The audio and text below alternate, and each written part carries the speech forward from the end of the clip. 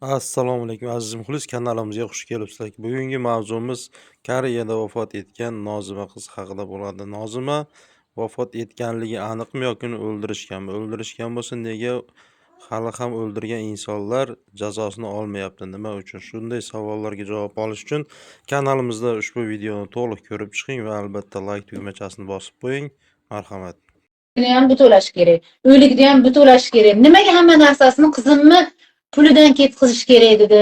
Keyin men bunga har kun yozdim, "Uka, pul ber, pochta chiqaraylik." Aeroportga olib bordim, odamlar olmadi. Nimaiki pulini naqd to'laysan keyin dedi. Onasi aytdi, "Ja bo'lmasa aeroportdan olaman." deb jo'nat olmay, yana sudrab magazinga olib keldim.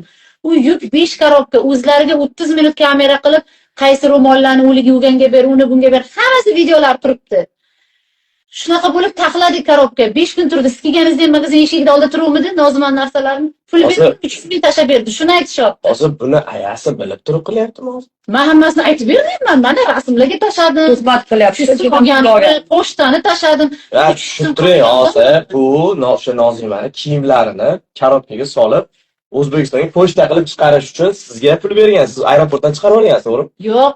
Men olib ketdim magazinga. Po'shimni olib ketdik ikkalamiz. Siz olib ketib aeroportdan chiqarib olishingiz kerak. Chiqarolmadik. Yana qaytardik, pulimiz yo'q. Bundan pul olguncha kutdik 3-4 kun. Pul olib Sadanjiga mana men bolalarni tanishlardan 500 so'm bo'ladi dedi. Ukajon to'g'ri tushuning, boshqa pul yo'q ekan deb. Ular ham ehson bo'lsin, o'lgani narsasi ekan deb ular ham jo'natib berdi. Baraka topsin.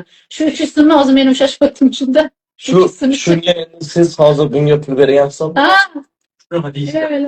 Bashariy bo'lsin. 300 so'mga men Izvor arkansizlar borusizlar, vashshe bor. Siz hozir shunda bu kishiga 300 ming fora bergan bo'lyapsizmi? O'ylayman. Aslida yuk Bilmaysanmi 300 so'm? Mayli, abed olib bermaganmisiz? Xayolingizda bir kofe olib bergan. Boramiz hisoblashlar. o'tgan safar ko'rgan nima olib berdim men? Ha, siz olib berdingiz. Siz menga kofe ham olib bermadingiz. Mashinamga benzin ham qo'yib bermadingizmi? Bir hafta men benzinim, bola chaqam kuniga $1000 to'lalaring davay. Biz ham yozamiz bo'lmasa, to'lashlaring bir hafta orqasidan. Ya, to'xtang, nima qilmang. Mayli. Alloh yo'lida qildik, Alloh bilsin. Bunday qilinglar, qaranglar, bunday qilaylik. Agar yana oxirgi gapim, yana mana hozir Shavkat Zulfiqor aytdi-ku, davay dedi, yaxshilikni qilinglar, nima qilasizlar? To'g'ri. Biz o'zi boshidan maqsadimiz shu edi-ku, to'g'rimi?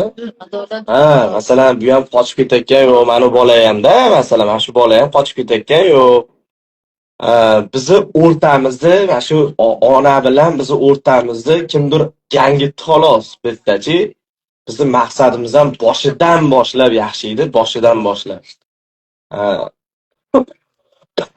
Hali ham bo'lsa biz o'sha onasi uchun emas, o'sha Nozima uchun biz ishni boshlab qo'ydik, oxirigacha olib borib. Koreya politsiyasi ham ishni olgandan keyin biz borib kuchgilab turibmiz-da, masalan, to'g'ri? Biz oxirigacha mana kecha tergovga ham kirib